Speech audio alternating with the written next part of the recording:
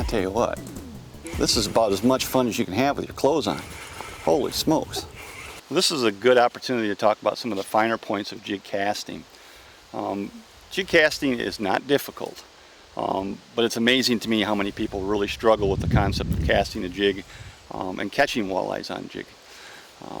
There's really not a lot to it. What we're trying to do here is there's a fish. We're trying to get the jig down to the bottom and then swim it along the bottom. And I think the term jigging is what gets people in trouble, is because they try to impart too much action to the jig. The jig itself is going to do the majority of the work, especially where we're at today in current. All we're doing is lifting the jig up off bottom and then letting the current sweep it down. And that's plenty of action to get these fish to strike. And, you know, bring this one up, we'll see another good example. Look how that fish is hooked. Jig right in the roof of the mouth. And again, that's indicative of the way this jig sets upright in the water, called a stand-up style jig. I've not seen any stand-up jigs that work any better than this one. In fact, we'll look right down in this throat there and you can see right where that's stuck, literally in the roof of his mouth. That fish not coming unbuckled. No way. In fact, I got to get a pair of pliers to get him on.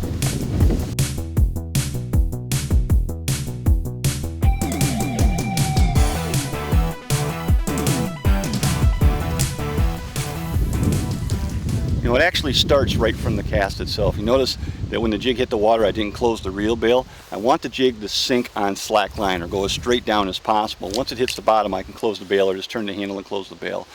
And all I'm trying to do is take up the slack, lift the rod up a little bit so that I'm lifting the jig up off bottom and then allowing the current to kind of sweep it or wash it downstream. Then I lower the rod tip, reel up the slack, and use my rod tip to do exactly the same thing again. Meanwhile, what I'm trying to do is I'm trying to concentrate by watching the line itself, because sometimes you don't feel the bite, sometimes you actually see the bite. Right there, I saw the bite. What happened is the line actually darted sideways, and I didn't feel a thing. I just saw the line move. Well, there's only one thing that makes the line move to the side.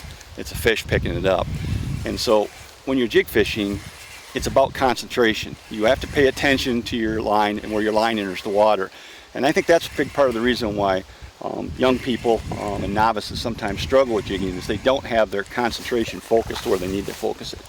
Right at the point, oops, look at that, a rim shot. Hold on, little guy, you're going back. Where you got to concentrate your focus is on the point where the line enters the water, and that's where you're going to see it move. And you'll be surprised when you start watching that. You'll be surprised how often you see the line move and you swing on and hook fish that you would have never otherwise known that were there. If you don't swing on those fish when you see that line moves, they discover that they picked up a jig, it's something fake, they spit it back out. A walleye can eat it and spit it out in a split second, so you gotta swing instantly.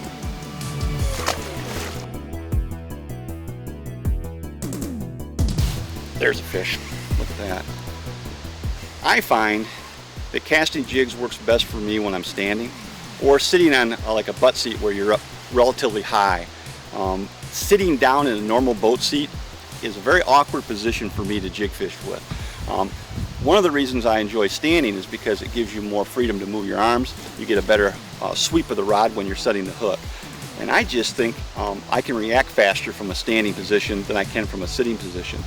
I realize though that sometimes you're going to want to sit down and do this. It can be done sitting down. Man, this is a good fish. This is a really good fish right here.